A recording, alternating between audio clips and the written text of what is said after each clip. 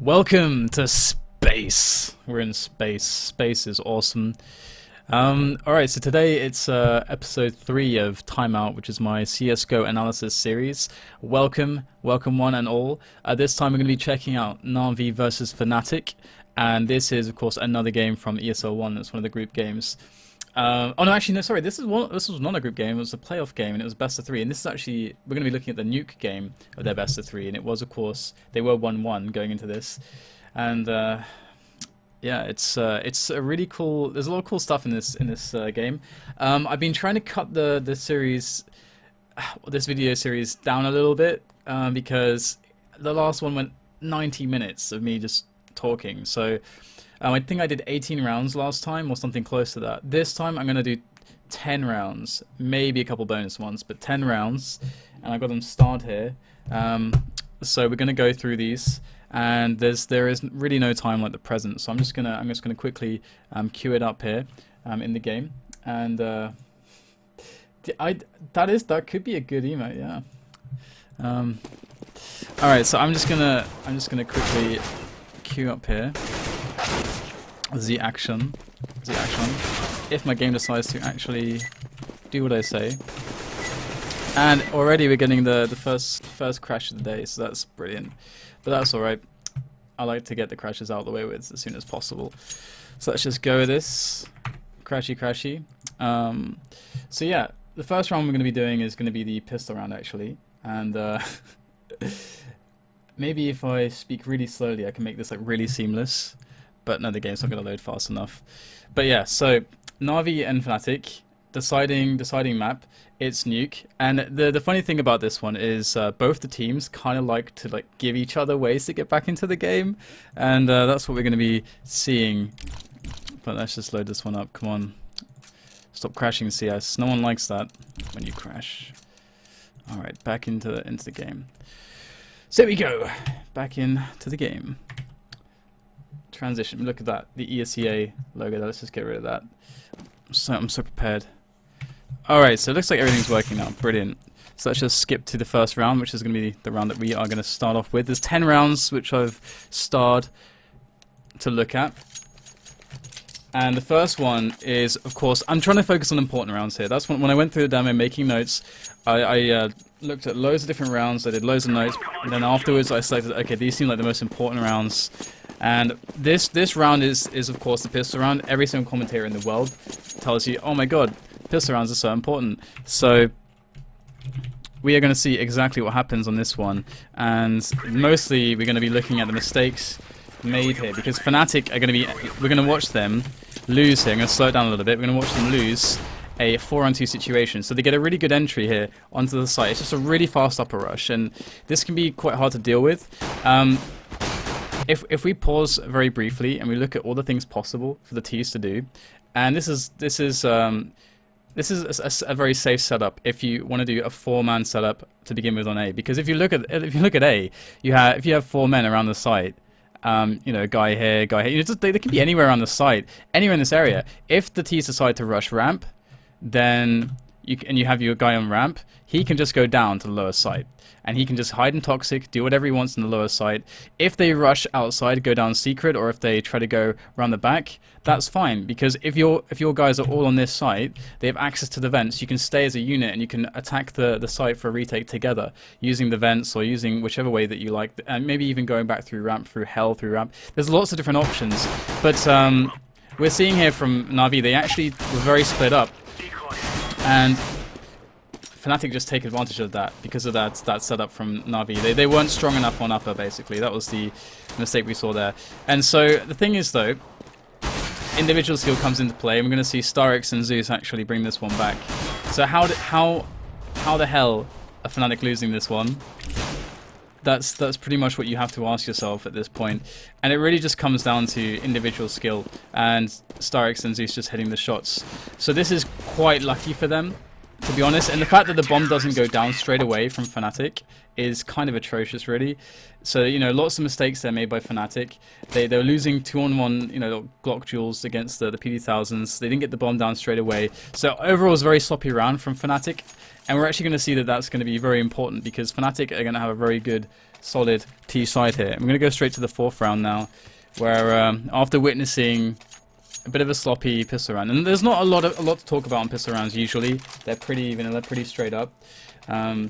Just pistol battles once you get into the sites, and it's, you know, either retake or whatever. But moving into the 4th round here, we get Fnatic with their gun round coming into play. And quickly we're going to take note of how the teams decided to set up here.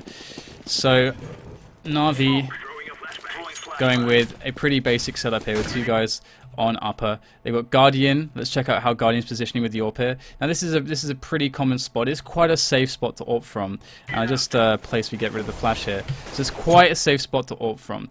It's once you've given away your position, you kind of need to fall back because it's very easy to destroy AWPers with, you know, just a couple smokes, and you can get close to them and their position suddenly becomes highly compromised. So some teams even argue that AWPing isn't really that worthwhile considering the economic investment and how that economic investment of the AWP can be really shut down with a couple of smokes, like $600 worth of smokes. Like the Titan, they used to do this. They have these, I think if you Google like Titan smokes on Nuke, you will find a smoke which goes here and a smoke that goes there, which completely covers this area, rendering the AWPer fairly useless unless he's all the way up top there.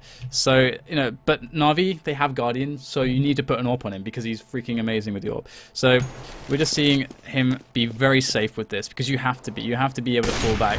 You have to kind of give up yard most of the time because of it's just not easy to hold here.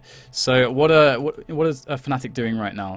Fnatic, they're making their way through just a map control play, just slowly edging around lobby and radio, trying to get, you know, dug in there a little bit, have some presence in lobby, and slowly trying to edge through yard. It's very, very slow and difficult though because of Guardian AWPing. So we can see Olofmeister taking his AWP. Instead of going for a duel against Guardian, he's looking for a pick on a guy at main. So very slow from Fnatic, and this is a very standard setup because you don't know yet. Like Fnatic don't know for sure yet, unless they've watched a huge amount of Na'Vi demos, exactly how they're going to be positioned. So they're looking for Olofmeister to try to get an opening kill on those angles, and obviously this slow play is not going so well because JW is going to get picked off by Edwards. So overall, I mean, they're not really being a possibility for a revenge frag there. Kind of sucks for Fnatic. But the thing is that Na'Vi is still guessing, and that's the entire point of this. Na'Vi still don't know where Fnatic are until the very last second, where we've seen Pronax, after Olofmeister didn't see anybody, creep right up, and they're going to get into ramp. And what we have here as well, if we quickly pause this, let's look at Flusher's position. We're going to see Flusher being this guy a lot, and a lot of people would call this kind of like the get right kind of role, where you are by yourself and your complete role is just revolving around flanking and the element of surprise to counteract the fact that you're alone, and being alone, you're giving up the possibility for revenge frags and so on. So that's what's going on with Flusher right now. So let's just check out Flusher here as he slowly creeps behind. And Flusher has to be very, very good at timing, and this kind of a role is very difficult to play. So you have to throw a lot of respect to Flusher because timing is very important.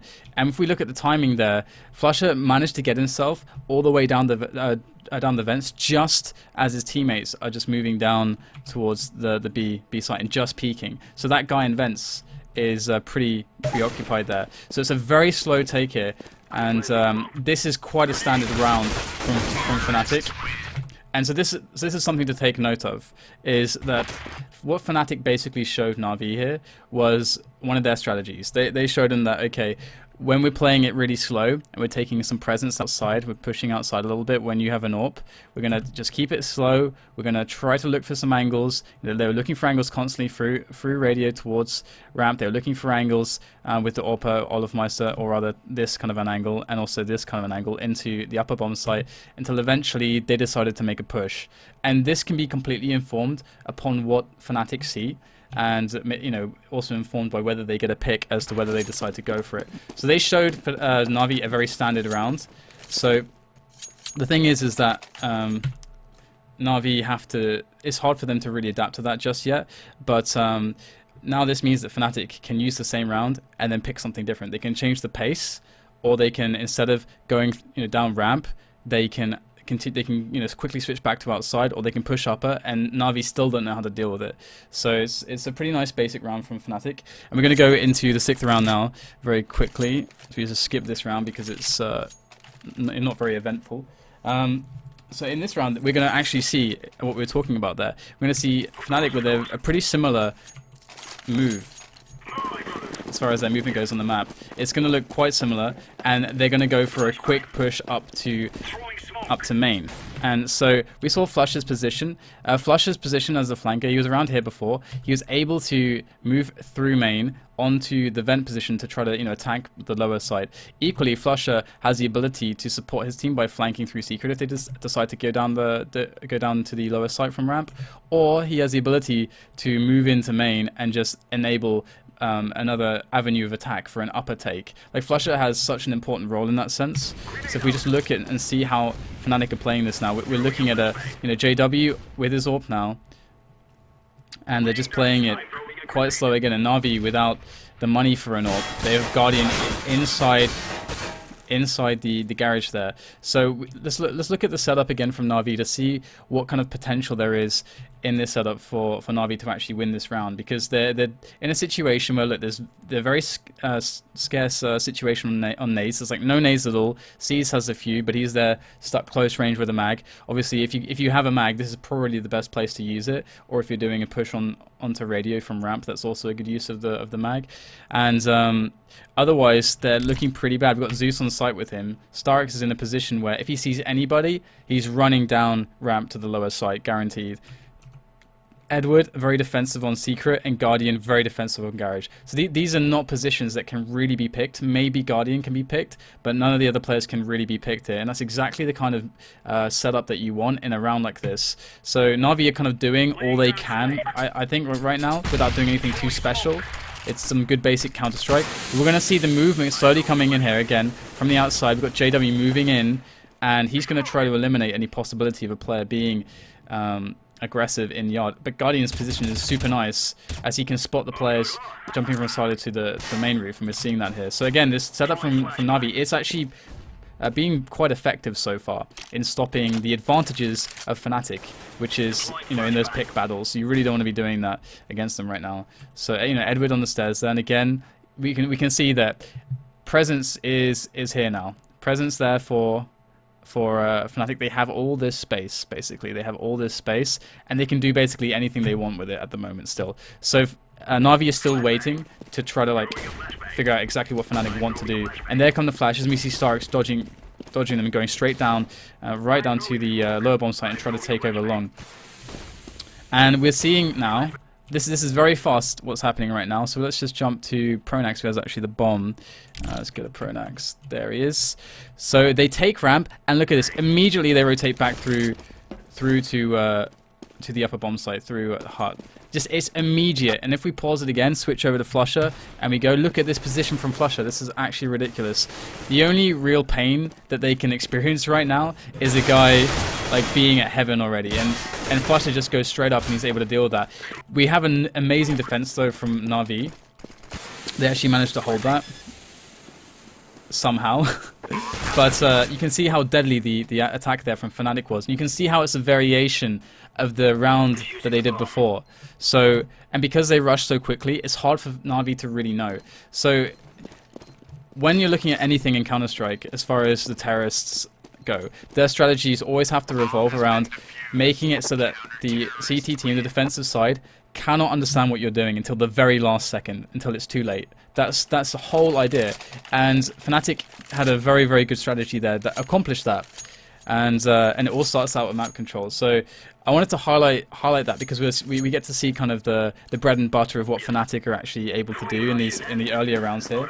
And round number 7 is going to be about a bit about the economy here, because we're looking at, again, a very weak economy for Na'Vi. So around like this, if you have your in-game leader keeping a track of the economies, he's going to be calling at this juncture, all right, guys, we need to break their economy. Even if, I mean, obviously the buy here is fine for Fnatic, but even if the buy here would be kind of marginal, you always go for it, because you need to break the economy of the other team. You've got to keep them ecoing, because it makes you so much money. So we're seeing the outside take come in here pretty hard from Fnatic. And of course, you know, Guardian, he's really far back. Again, if you're AWPing, this is definitely a very good spot to be AWPing from. And okay, Fnatic, they've taken outside now, so let's kind of take stock on how things have gone. They've lost 2 men, but it's the same for Na'Vi, so they actually managed to make some trades here. And if we look at Crims, they've left Crims all the way back here. And Crims was actually, whilst this rush was going on, he was holding down lobby to prevent any flanking attempts from Na'Vi or any information plays from Na'Vi. So he was keeping lobby open for Fnatic. And of course, right now, he's just still watching the flank. Very safe position. Very safe position. And Crims is going to be very key here now, because he's going to have to try to go through lobby and down through vents to try to get a pincer movement going on. But Na'Vi's doing a very good job, and this is the power of having your players on upper and having your players from ramp able to go down very quickly. You can have them on secret, you can play together, very tight team play. So Na'Vi are obviously playing this very well right now, because they're kind of stopping secret from working. And of course, you know, Fnatic realized that quite quickly, and instead they go through main. Also because this gives much more use to Crims, who was coming from lobby. So again, like, Fnatic played this round really well, but Na'Vi are just hitting really nice shots here. And, you know, CS is always going to be about individual performances at the end of the day. And so that's part of why, you know, these guys are the best. And this round is really significant as well, because it's going to be forcing an eco onto Na'Vi. So this is where Fnatic, after losing that pistol round, actually are able to get some momentum on the economy. Because if we look at their money situation, after this bomb explodes, it's going to be pretty damn good for them overall. And you can see Zeus is unable to survive there with his AWP. And it's definitely worth the hunt there from Fnatic.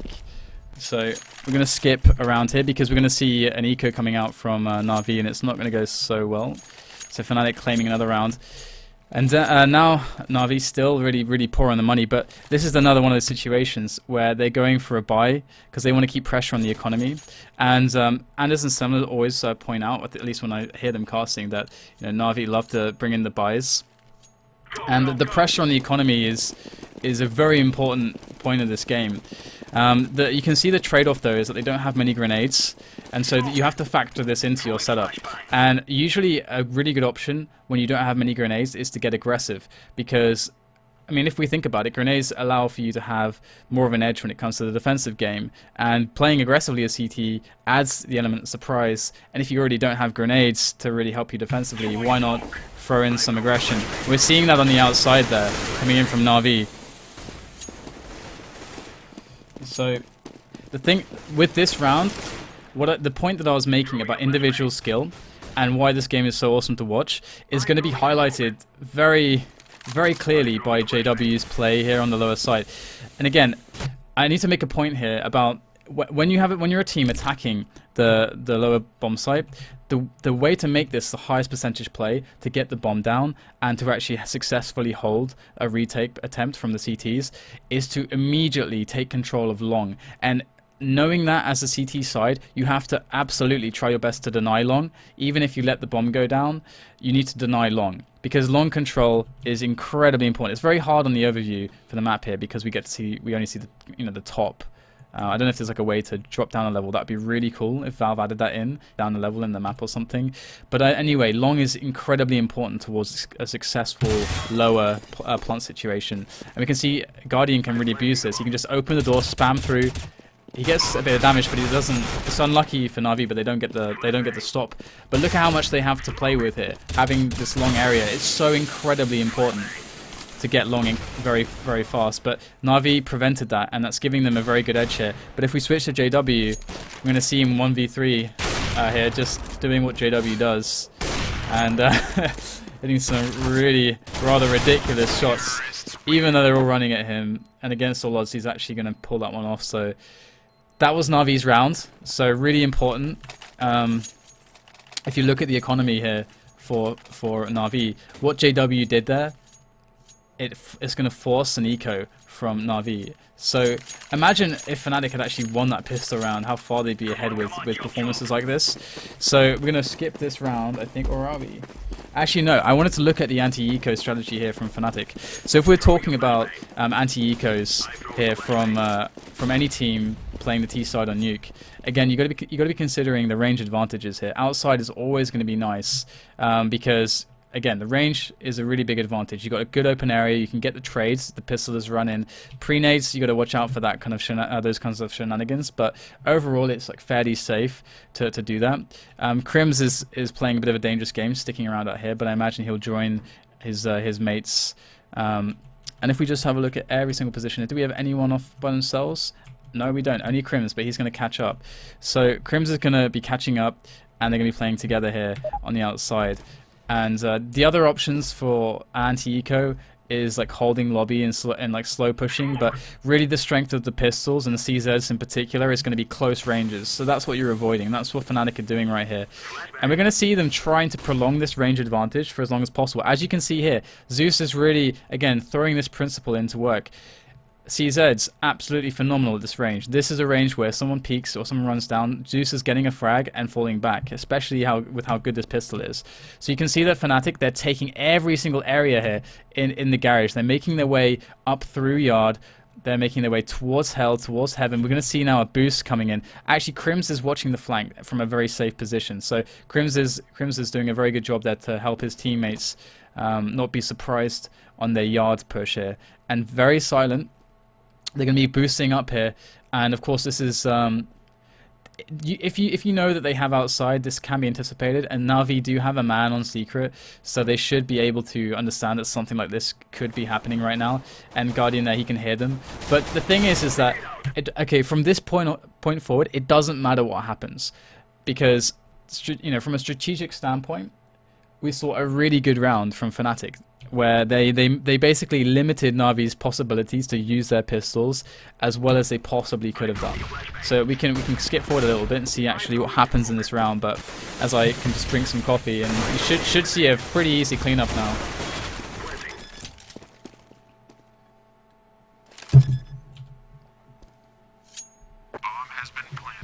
So overall, pretty simple cleanup here. Na'Vi's Edward is not going to get much from this, but alright, so in the next few rounds, something that we're going to miss is we're going to see Fnatic start to really abuse the fact that there's a lack of money.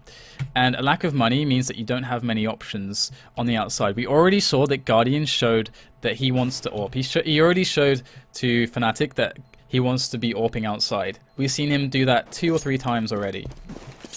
This means that when Fnatic know that the money of Na'Vi is low, they want to keep pressuring outside because the optimal setups aren't necessarily going to be there. So if we skip to like round 14, what we're going to see from Na'Vi is them dealing with outside very effectively. It's going to be Na'Vi adapting to Fnatic, and if we already look at this, I mean, it's like hold your horses. It's 4-9, so Fnatic are massively ahead on the T side. Again, had they won that pistol, it would be ridiculously terrible for Na'Vi. But here in this 14th round, we're going to see at least Na'Vi bringing back some much needed rounds. You can see how bad their money is.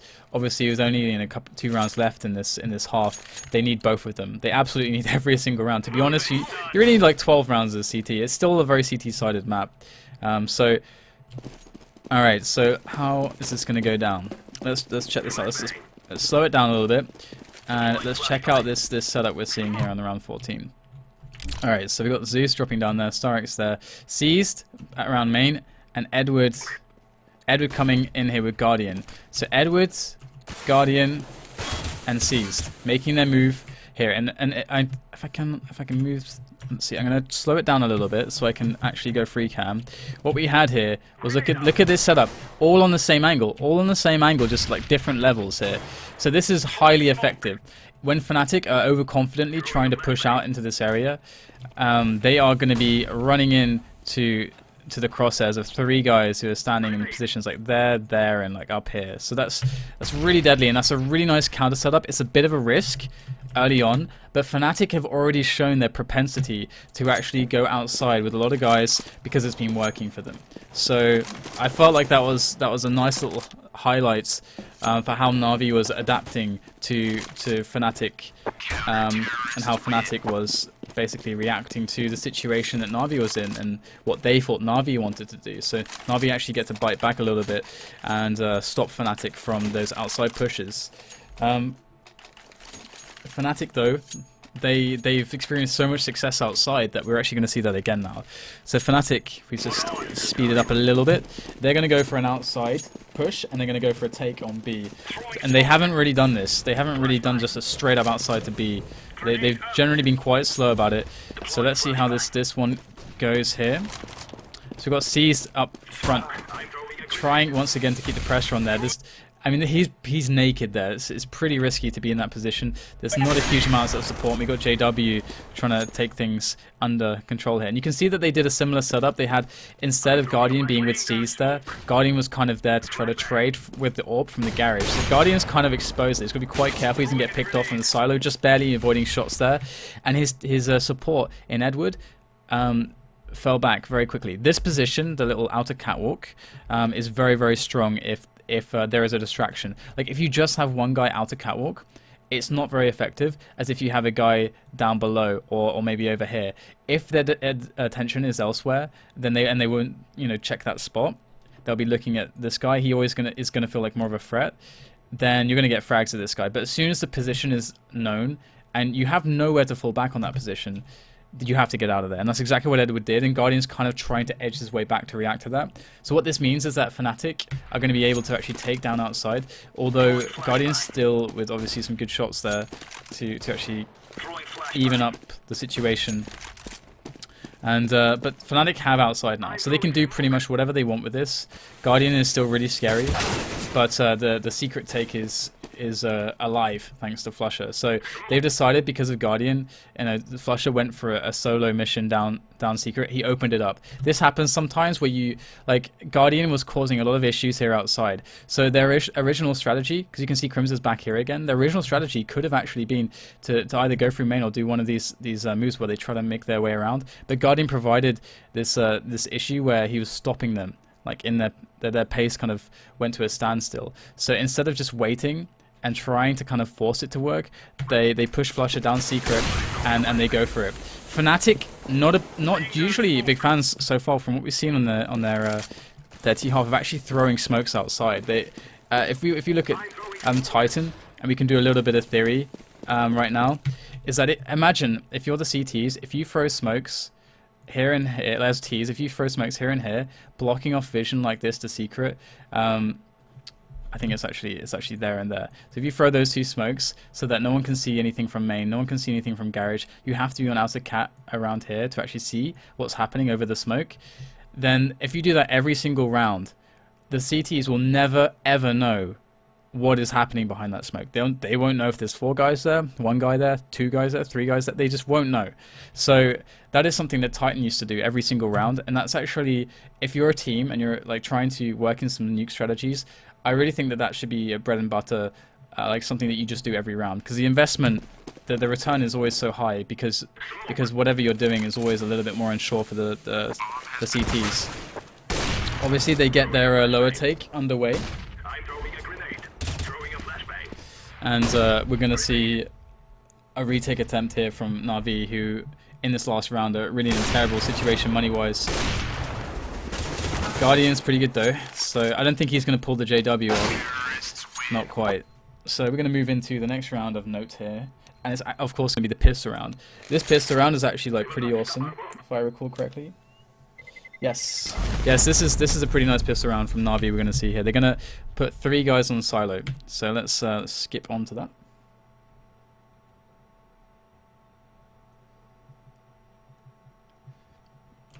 Oh right, yeah. I was like, why is my fast forward not working? It is because I should just do this. Let's just do this. There we go. That is better. That's actually quite cool. They added in like I think it's a 90-second timer between halves, I imagine, for ad breaks or whatever. I don't know what it was exactly for, but that was pretty cool that they did that. So anyway, we're going to see a cool pistol round here from Na'Vi. So here we go. Just random decoys getting tossed over. And we're seeing them all jumping up onto the silo now. So let's just see this in action a little bit here. It's quite comical just to see them all just jumping up there, trying to hide their numbers. Initially, and Flusher in a pretty nice position there. Not easily spotted. If we want to talk about Flusher's position there, he's not easily spotted until it's a little bit too late. Because it's very rare that if you're trying to do a fast play, that you're going to actually check garage. it's quite out of your way to really check all the corners and crevices of Garage. So we're gonna see this go on, and we have to check where this smoke goes. We're gonna slow this down, and we're gonna see where this smoke actually lands. So you can see it drops through, bounces off, and I'm not sure if he missed this smoke or what the purpose exactly was of the smoke, because this smoke doesn't seem to be in a great position. If it was, I mean, in front of the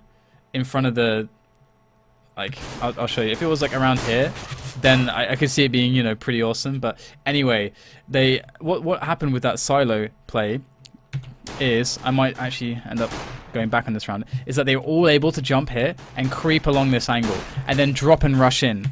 That's exactly how they played that, to get the drop on through a main push, and it's pretty darn effective. So actually, let's just go back and watch that actually happen. Let's see how Vendetta caught this, because we get the Vendetta cam, assuming the game doesn't crash on me. So here we go. Gonna get ourselves Vendetta cam, and I'm trying to make this show a lot quicker than the last ones, because the last ones I raised so many points and was talking for so long that it was like 90 minutes. So we're actually over halfway through this, I think. So, all right. So we get Vendetta cam. We're gonna see how this one plays out. Let's get into run on a little bit faster. We get to see smoking up, and Flush is in like a really good position to deal with this. Flush's position here is actually amazing. We already talked about it, but look at this. Look at this. Look how strong that is. Imagine if Flusher wasn't standing there. It's just so strong. I mean, and Flusher was even able to get a kill there. You just don't expect a rush like that. It just gets on top of you very quickly. You can understand that maybe there's like, you can hear like one guy jumping silo, but for so many, that's pretty crazy. And if Flusher had actually pushed out, he would have been facing like 3 guys. So he's not going to survive that. So it's really well played by Flusher, but you can like see the strength of this rush is still good enough to actually put them in a 2v1 and win them the round. So Na'Vi, with a much needed pistol round, use a pretty damn cool strategy to actually get it down. So very important rounds there from Na'Vi. And now I'm going to jump into round 21. So we're actually going to skip 4 rounds here. So here we go. Boom, boom, boom. Okay, so we're into round 21. If we just take stock of the situation, it's 12-8 to Fnatic. So Na'Vi have been getting in a couple rounds under their belts after that the pistol round. And in round 21, we're going to see Na'Vi approaching an outside take through main, and they're going to work on to B. So it's a little bit elaborate, but it's going to be pretty effective. So we're going to see how they accomplish this. And something I'm actually going to prepare in the future is like a playbook of all the strategies that different teams use from the demos that I watch. I'm actually going to start logging that very soon, because that's something that you can easily put together. And a lot of teams, I've noticed from watching these demos, have so many variations of how they play the same strategies, and it just makes it different for every team. It's really awesome, actually. Alright, so again, JW had money, I think. Yeah, JW had the money, right? He had the money to actually buy a rifle if he wanted, or an AWP, or whatever he wanted. Maybe even a Negev. Not quite a Negev, but still, JW has a lot of money left in the bank, but he went for a mag. And the strength, I guess, of the mag here is that you're able to drive by the door if they blow it up and get an instant kill whilst you're running. And I think that is the strength here, and that is why he's chosen this weapon for this position. I think it's purely designed for the squeaky play, which can be quite hard to deal with sometimes with a rifle. Because also, you got to remember, you're facing AKs. So if they blow open the door, they kind of have an advantage on a one-on-one, because you have to get dinked. You have to dink them twice, essentially, or hit them once in the head and then get a body shot with an M4. So it's kind of actually a cool little variation that JW's throwing, and even though he has money. So we're going to see Flusher with a delayed outer cat peek here, and Fnatic have given up outside mostly. But what we've seen here as well from the early stage of the round, and actually what I'm going to do is I'm going to go back, because we're watching JW. We're going to look at and see how outside actually went down here. Like, how did the control go? How did Fnatic play? Were they very passive? Were they very defensive? Were they pushing? How did Na'Vi actually get into the position they're in now? We're going to look at that quickly here. Alright. So, zooming forwards. And let's get ourselves on some Na'Vi players who are outside. Alright. So first they get smoked. And they're making the slow push here. They've got Edward up above on the silo. And again, we can see this very similar principle coming into play. You've got Starix making noise here, providing presence. Zeus as well. They're providing presence in lobby, keeping the CTs guessing. Whilst, because Fnatic do not know exactly what is the goal here for Na'Vi. Edward's on the roof now. Very little resistance. And we can obviously see on the map here that we've got Crims. Is he actually... No, yeah, Crims is actually on secret. So we've got a very defensive setup here from the Fnatic players. Only Flusher who's going to pop out here, which is very, very dangerous, this position. It's very exposed as well, so without support, I already highlighted how dangerous it is. So we're going to see if Flusher will actually be able to do much from this position. So we're going to check out Seized here and see how this goes. So they have main open here. That smoke is cutting off vision. So right now, from what they've seen, they know that no one is... And by the way, it's really annoying that I can't actually... go to free look when I'm paused. I have to find a solution for that later on. But Flusher's the only one who gains information here. And this play from Flusher is a lot about information to try to really see what's actually outside. Because right now they don't know. Like I said, there was presence here, there was presence here. Right now Fnatic do not know. And so Flusher's going to be moving here to get some information. And the smoke that we see... from C's basically from his perspective, you can't, from behind him there, that's going to block off, like Flusher's not going to have seen C's move through that smoke. So basically they don't know that there is actually some players coming through to main, and they don't even know how many people are outside or in lobby right now. So this is a really cool little smoke, and this will develop into a very quick, actually Flusher went down there without any resistance, and so this is a very quick take through main that we're seeing, all because of that one smoke. So you don't even need a lot of resources to pull this one off. And we're seeing the kills come in from Edward as well, who also, I think, killed a player coming up from secret. Pronax won his one-on-one, which we just missed, whilst Edward had the option there to go and help his friend, which he probably would have wanted to do to get a plant with the support there, but now he's in a one-on-one.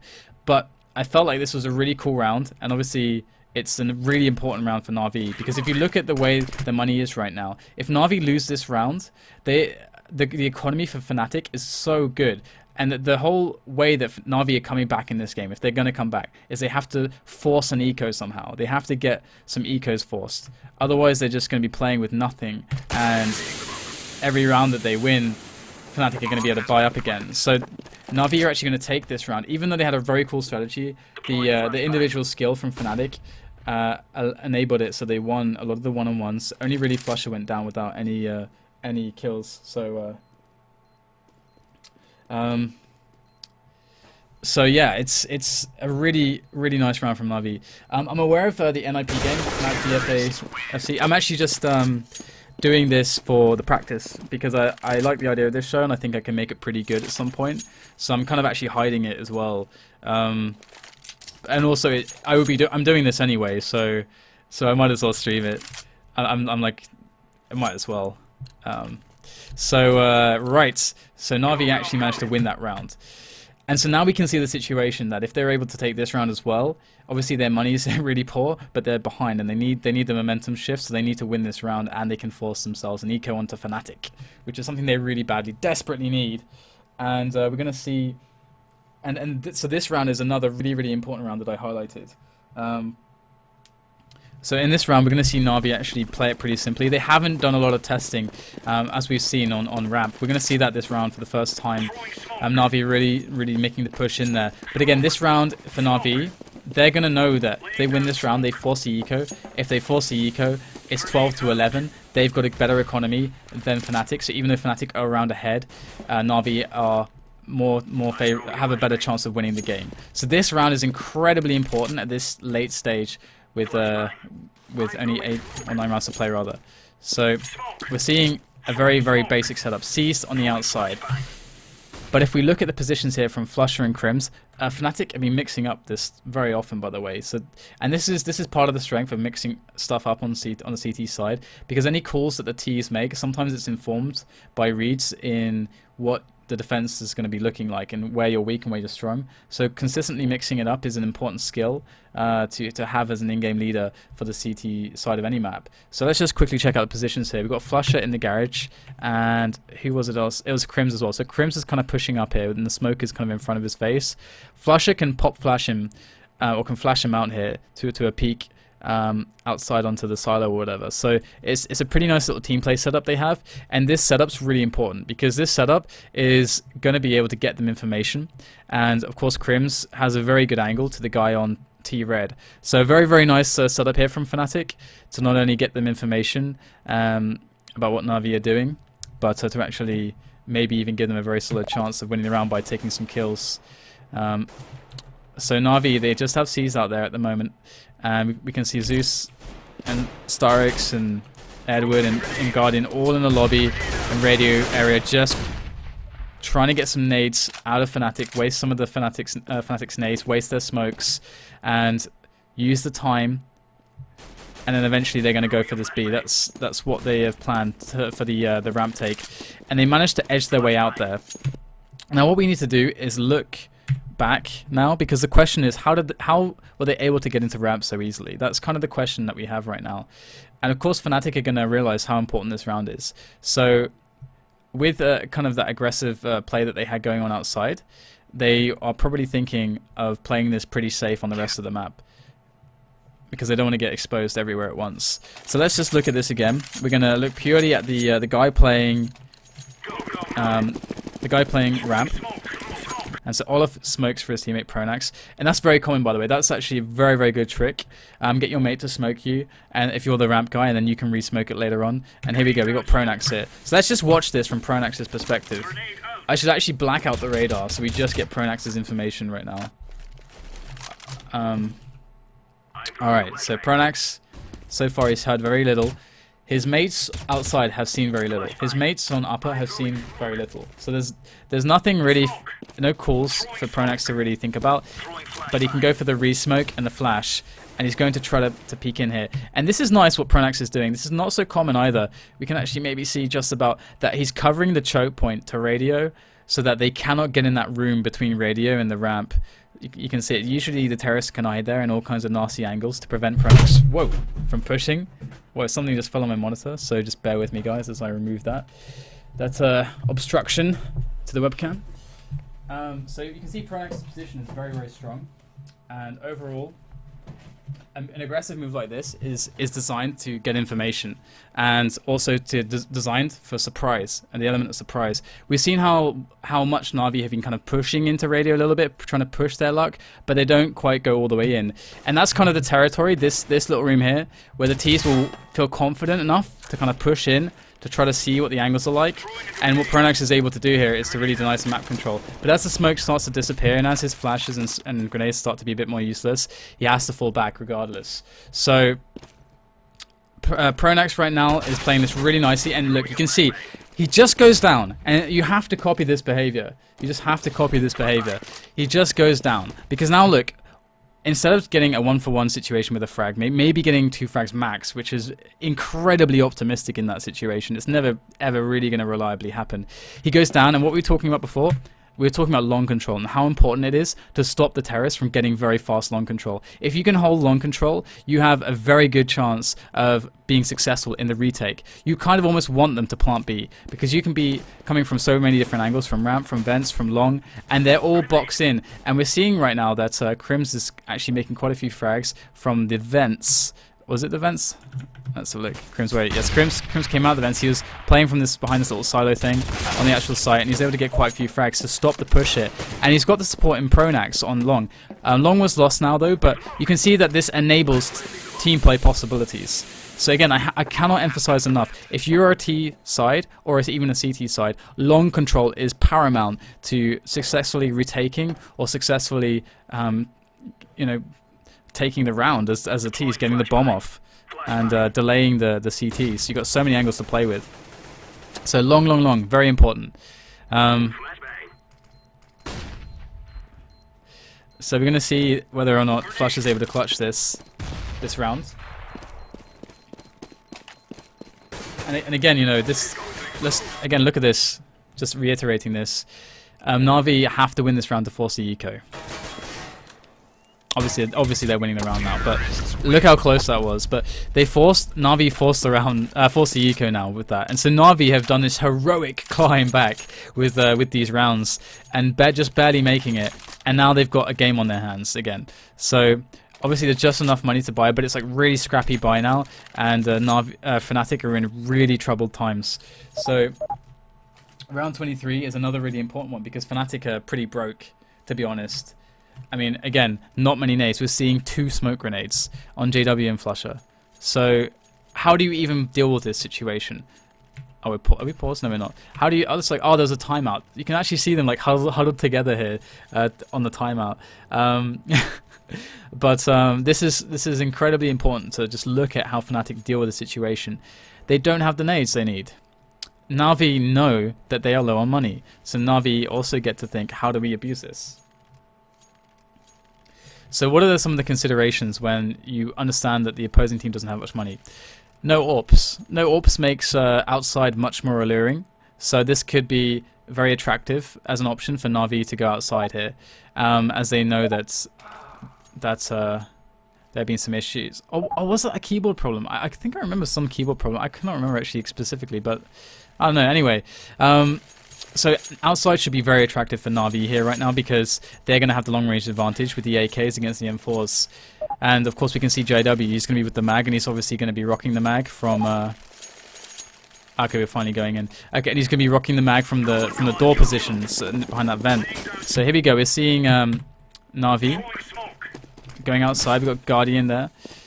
Not with an AWP, but with an AK-47. It's going to allow them a lot more mobility, which is really nice.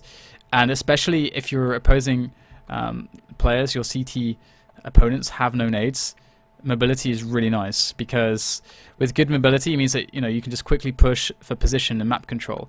And the AWP is really good at making picks, but it's not so good at quickly taking map control. You have to kind of rely on your teammates to do that, and that's just like already one less player. So we can see Flusher in a very nice position there, and Na'Vi taking it slow. It's almost like the anti-eco that we saw from them, where it's very, very slow. Outside, they know the advantages. They're trying to use them. Secret is a bit dangerous for them, but you can see it. You can see that it's very much like the pistol round, the anti-eco rather. It's very much like how Fnatic dealt with that. Sorry, last half. So these teams really applying similar principles. And now what Na'Vi are doing is they're just waiting a little bit. They're just waiting to see what Fnatic are gonna do, and they're just grouping themselves up a little bit. Starix is really important. Where is Starix? Starix. There you are. So Starix is really important here, even though he's low on health. He's going to be able to, successfully cut off any rotating players who are trying to come in. Of course, he's going to have to win the one-on-one, but he might have the surprise if he's behind a corner. And of course, he can help by throwing nades in and attacking through door and jump. He can jump through the vents and help a lower take, or he can help the upper take as well. So Starix, very, very good, good position there on him. Very low though the health of the Na'Vi players, but you can see still like Fnatic don't know exactly what they're doing. They know they have outside, but they can be anywhere. And we can see now that Starix moved all the way back and found himself a pick on ramp. So this changes the entire round. Starix was looking for that, and he found it. And once you get little moments like that of individual skill, when you're looking for the picks, when you're expecting a rotation, then because again, let's look at the position that Fnatic were in. Once the other team is taken outside, and you have to fall back to defensive positions not to get picked because you don't know where they can be outside, you have to look for information a little bit. You have to try to see if they're actually committed to this. So we saw a little bit of a push here. And we saw that Starix was in a position to actually take the one-on-one and win the one-on-one when the CT was moving out of position for information. And that is why it's very interesting and very important. Once you have areas as the terrorists, once you've won areas of strategic importance, that you wait and you see exactly how the CTs react. Because if they are going and trying to go into information gathering mode, you can actually exploit that. And we can see Olofmeister making a mad dash through secret, and Na'Vi had so much time to set up the post plant that it was a really hard to predict position there. But luckily Crims is a bit of a beast, and he managed to actually bring this one back for Na'Vi. So we've been going for about 50 minutes now, and there is 3 more rounds to do. I don't know how I do this. I just talk for days. So let's jump on to round 27. Yeah, so that was a really nice round there. Actually, wait, round 24 is pretty important too. The thing is that as we get to the last rounds, they're all like really important. Is it going to go to round 25 again? Don't do that, please. Come on. Oh, or is it just going to crash on me? Don't do it, CS. There we go. And it went to round 25 again, but we should be on 24 now. As soon as it decides to go back, it's kind of sketchy when you're like going back and forth with rounds. Sometimes the game decides that it's having a really hard time and it just really badly wants to crash on you. But it looks like we're getting it down now. All right, so round 24. Round 24. So, of course, look at the money here. It's 10 to 13. Fnatic in an amazing position if they win this round because they already have 13. And Na'Vi are very starved for money here. So, we're going to see an outside take. And the previous round that we looked at that I just finished, actually, I forgot to mention that we actually saw a bit of an overcomplication from Na'Vi, extending all the way to outside, having all of outside, then moving all the way back through to ramp. There's a lot of movement and a lot of overcomplication there, so there might be something for them to specifically look at in their strategies, not to get too overcomplicated. And they are a team that has criticism that they use too much time in rounds, not leaving themselves with much options, and they get pressured by time too much to make weird decisions. But in round 24, we're seeing here now the outside take from and Na'Vi eco if they lose. So let's have a look and see how this actually goes here for Na'Vi. So they're going for this, and again, it's a very slow push, and they know that Fnatic aren't really running with AWPs, so they're very confident to just take the Angels outside.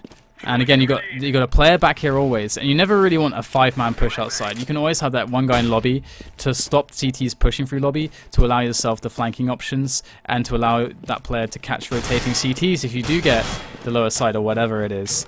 So Fnatic having to fall back to their second level of positions, and we're seeing that the push from Na'Vi is a little bit too strong. The one-on-ones are really working out now to give them the position for the lower side. And again, very important round. If we're looking at the money situation, very crucial one for Na'Vi to stay in this game. And they're going to go for the bomb plant here. So let's look at this setup from Na'Vi's perspective. Okay, so we've got Zeus on the site. We've got Starix all the way back here. So Starix is actually really dangerous right now because we're going to see the rest of the positions. Okay, 2 guys at long. So really good setup overall from Na'Vi, but Starix is a very dangerous position. If we look now and see where Fnatic players are, look, Olaf Mice is going down vents, Pronax is already down there, Flush is going down there as well. Starix is in a position to win them the round if he's quick. So let's just see how slow Starix is. He's actually quite slow, just waiting here to drop down the vents. And Fnatic are still struggling to take control along, and you can see that it was such a big effort for them to try to get long. It took so much time that Starix eventually comes in, and his teammates are still there providing distractions. It still keeps his flank valuable. It's still a flank because he's not the only guy left alive, basically, who's causing a ruckus. So they actually managed to win that one with all because of Guardian, because Guardian was just able to move down and take awesome Angels with the AWP. So it's just getting a little interesting here, and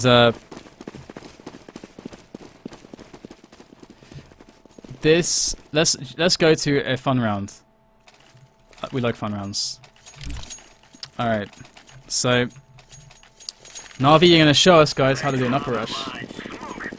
Here we go, upper rush coming in from Na'Vi. Are you guys ready for this? You guys ready for the upper rush? You ready for it? Are you ready for the upper rush?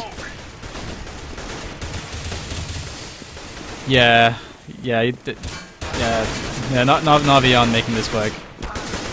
This is not going well. So that's the only time, and it's kind of depressing. It's the only time that Na'Vi do a really fast upper rush, and sometimes those are really cool, but they just get absolutely just destroyed there. So that's kind of sad for them. But yeah, so pretty much I've covered all the rounds I wanted to cover, and I wanted to just quickly go over the last couple rounds. We've already been going for about 5 minutes off the hour, which is what I wanted. So we're just going to look at the last couple rounds here. We're going to take this really fast. Alright, so Na'Vi and Fnatic, 13-14. It's pretty much anyone's game at this point, and it's been neck and neck for the last few rounds. We're seeing again the slow, standard bread and butter round coming in from Na'Vi, where they get their outside take. They've got Guardian moving and working with the AWP finally, which they've wanted for quite some time. Obviously, Fnatic have shown them the propensity to be at secret, so Na'Vi have to take this really slow. If we look at the positions here from Fnatic, we can see that they are taking this very, very defensively. They want to give up outside. They want to play for the angle or pull angle. A principle here we're looking at with Flusher is it's the fallback. Like, what are your fallback or your escape option kind of ideas here? If someone comes down and he gets a shot and actually gets a kill, he can fall back to another angle. He gets the opportunity to do it again. He can make the call for his team. He can throw down a smoke. He can delay them. He can use the corners to his advantage. So these kinds of defensive setups are the setups that we need to be looking for any team that's going defensive, and it's something that you guys can incorporate into your game. Just give up outside, get a guy in secret, and again, if we just quickly rotate through the players here, you can have Olaf Meister, who's kind of like stopping them from going into main. Well, not necessarily stopping them from going to main, but he's basically spotting them going from main, or if they're going for garage, he's keeping Hell safe, which keeps Pronak's position kind of safe as well, because Pronax doesn't have to worry about someone coming in from behind. And obviously JW here is able to keep upper together. JW's a little bit alone here actually. I feel like they don't have enough players. Am I missing a player here? Oh no, he's with Crims, of course. Crims is there with to deal with main, and also he can help anyone with Hut. So very nice defensive setup from Fnatic there. And so again, Starix is being the guy who stays in lobby with. He actually has Zeus here in lobby as well. So they have a 3-2 setup, 3 outside, 2 in lobby, and again, it's about the waiting game a little bit. First of all, they have to wait for their teammates to get outside. So we look to players like Guardian. They got outside, and they got seized into a very forward position here, over at secret. So this can be a tell. This can be a tell. It's not quite, because Seized is not pushed far enough. If he's pushed a bit further, we can see that he's going to give the intentions of the entire round away to Fnatic. But in this position, he catches any push for information. And of course, his teammates are rushing ramp right now. So if they actually got down ramp, he can make the push down secret. And the player who's on secret, I think it was Olafmeister, he has to fall back to protect long. So then Starks is able to move down. And instead we see him, or actually, sorry, it was Seized. Instead, Seized actually, because they have to switch up, Seized position allows a variation to the play if stuff goes bad at ramp, which it did. And so he can come in from main and help the take of upper for the emergency upper A plant. And of course now we see the 2-on-2. So you can see like the strength of what Seized's position was there. He enabled them to have another option if this didn't go well, which it didn't. So they're able to go for this quickly, and then he can move through here.